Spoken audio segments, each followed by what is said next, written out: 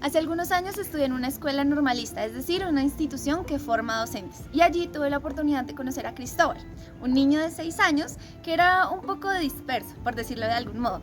Recuerdo mucho que me costó en alguna ocasión sentarlo a hacer una manualidad y cuando por fin lo logré, Juanita me llamó. Volté a mirar a Juanita, otra de las niñas de la clase, cuando de repente Cristóbal había desaparecido. Eso me causó en su momento mucha gracia, pero lo dejé pasar.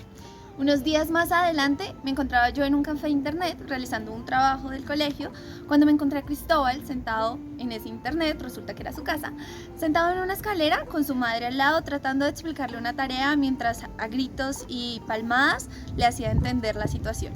Cuando de repente ella fue a entender a alguien que llegó al internet y nuestro mágico Cristóbal nuevamente desapareció. Y vi entonces en la mirada de esta señora el sentimiento que yo había recientemente experimentado, frustración, impotencia, porque no se queda quieto Cristóbal. Pero entonces es allí donde empiezan a llegar un montón de reflexiones. Al igual que la mamá de Cristóbal, en Colombia hay muchas familias que se componen así, por un padre o una madre que tienen que llevar la crianza solos y que aparte lo hacen a través del castigo físico para corregir.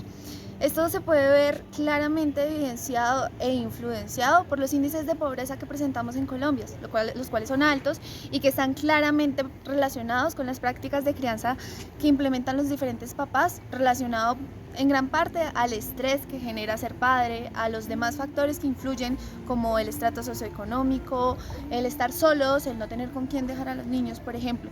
Y a esto se le suma además que muchos de estos niños presentan dificultades en el aprendizaje, como el TDAH, conductas externalizantes e internalizantes que muchos papás no saben cómo manejar. Así que ahí es donde uno se pregunta, bueno, si yo me sentí frustrada e impotente porque una tarde se me desapareció Cristóbal, imagínense cómo se siente esta mamá viviendo esto tal vez todos los días.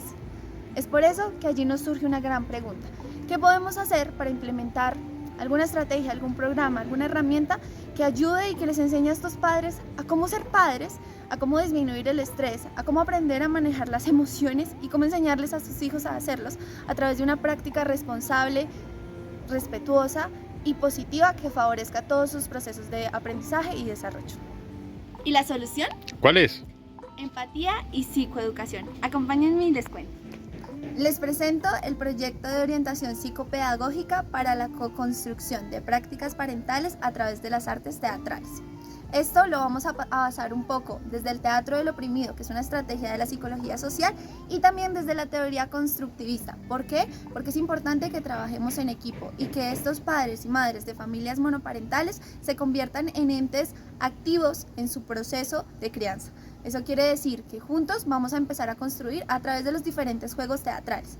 ¿Cómo lo vamos a hacer? A través de una serie de talleres que van a ser tanto virtuales como presenciales, en los que ellos puedan primero aprender cómo funciona la crianza, qué tipos de estilos parentales hay, qué cosas de pronto son chéveres y qué otras no. Y todo esto se va a hacer a través de la construcción entre ellos mismos. La idea es formar equipos de padres que atraviesen la misma situación y que puedan compartir sus experiencias para aprender unos de otros, siendo el psicólogo o el profesor el orientador o guiador de este proceso de aprendizaje y de construcción colectiva.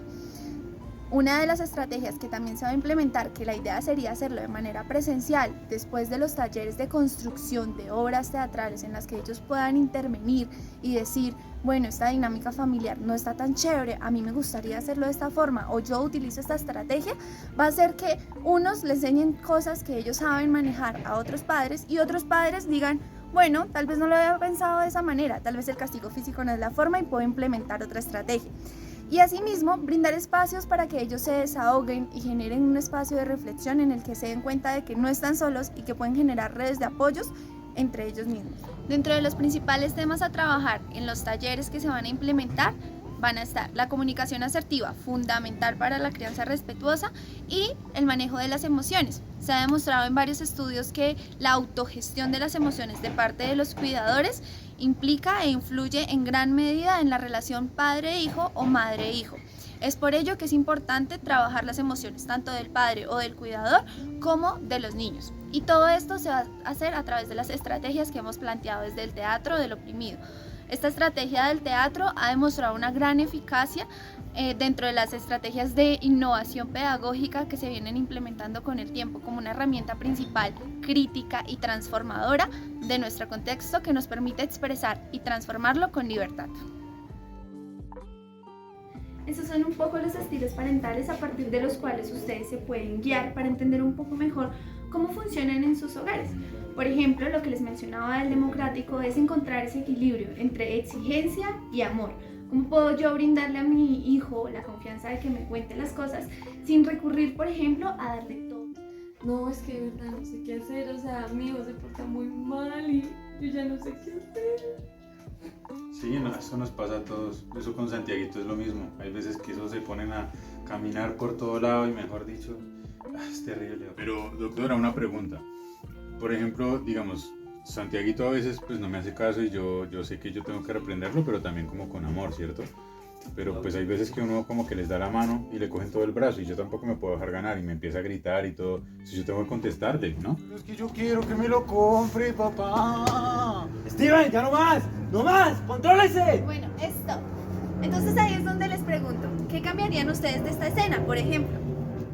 En conclusión, este tipo de proyectos pueden impactar de una manera bastante positiva a nuestro contexto colombiano, porque así como niños como Cristóbal se están criando en medios donde de pronto no se les favorece mucho su educación, hay un montón. Es por eso que es necesario implementar estrategias que permitan desarrollar, por ejemplo, la gestión emocional, favoreciendo a esos futuros adultos que más adelante, al igual que por ejemplo los doctores, van a tener que afrontar situaciones difíciles de emergencias clínicas y demás, en las que van a tener que tener herramientas suficientes para manejarlas. Y todo eso se logra a través de una crianza positiva.